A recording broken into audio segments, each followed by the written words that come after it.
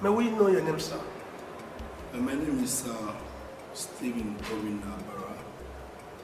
I'm a playwright, a novelist, and also a poet. It's true you're the one that wrote the book.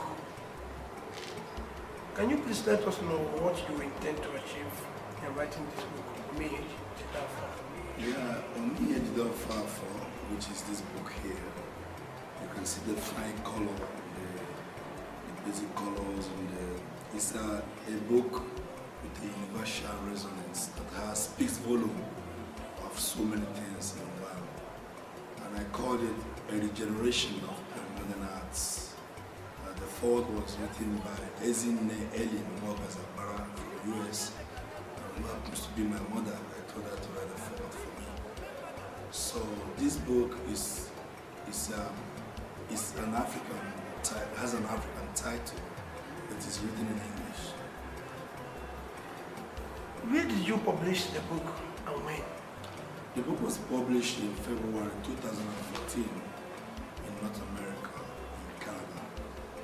And since then, a lot of people have shown so much interest in the book because of the characters, because of the what do you call it, the vision, in writing the book. A lot of people have been so much interested to get to know what is inside this book. Were there any other author that helped you in publishing this book? No, there was no other author. The only thing is somebody edited the book. She's from the Caribbean and she's called Yvonne Philip, who was my editor. She has been my editor for my first book, which I wrote in the US, and also my editor when I wrote this book. Why did you choose the title Ome Ihe Jide Ofo-Afo? Ome Ihe Jide Ofo-Afo, if you understand the Igbo context of Ome Ihe Jide Ofo-Afo, Ome Ihe means if you are doing something. I'm just going to do it like a literary translation. Ome Ihe Jide Ofo. Ome Ihe means if you are doing something. Jide Ofo means you gotta hold on to something. And that thing you gotta hold on to is the Ofo, which is in the Igbo context is more of people who hold the staff of Ofo in the Igbo context are people who are noble, who have noble characters, they are people of virtuous characters, people who believe in something, people who believe in themselves, in their society, and who are ready to be of value to their society, their culture, and their people. So Ome Ihe Jide Ofo-Afo means if you are doing something, you have to be able to hold on to truth, peace, justice, all the good virtues that are very important in this present world, for which many are neglected.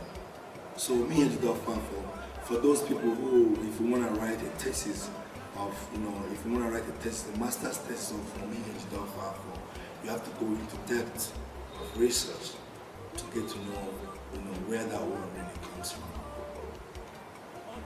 What did you intend to achieve in this book, in writing this particular book? Well, I want to reach the audience. I published it in Canada, so it has already started going around.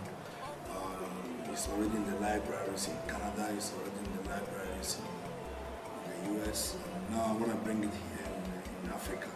So I want to be able to use it to teach the young ones, even the adults who have forgotten those value systems. I want them to be able to understand that whatever you are doing, you have to be able to understand that the right never goes wrong.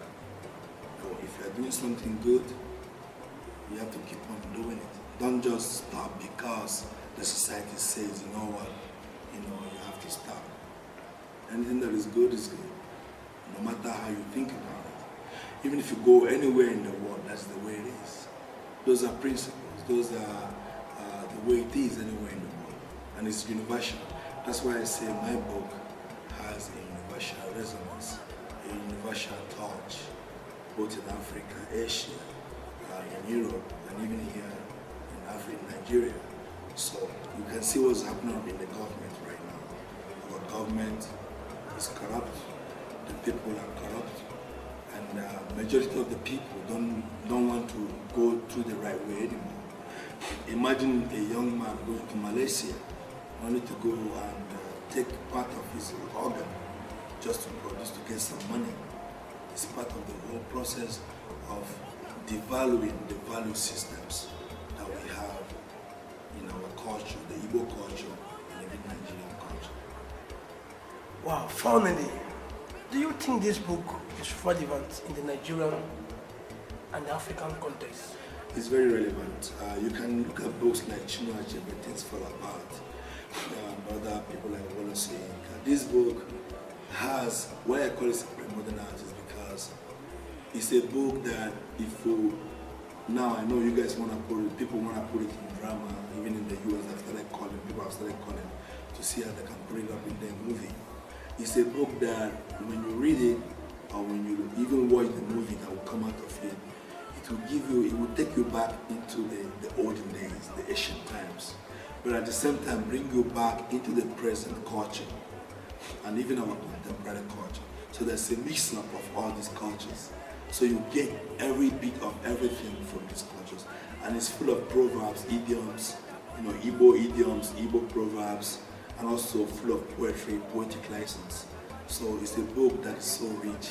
And you can also see where the Igbo language is written. You can see our Igbo culture, especially the Igbo language, is fading away. Everybody wants to speak English. But this book will a little bit draw you back to that Igbo language. At the same time, making you know that you can also use the English language. Well, finally, what is your effort in making sure that this book get to secondary schools and school system in Nigeria? Well, I'm trying to reach the Minister of Education because of this book. And also, when I was talking to the person at the governor's office, they said I have to reach the Commissioner for Education as well. So I have to go to his office too to talk to him about this book. And I've also started talking to some other schools, rectors and the polytechnics.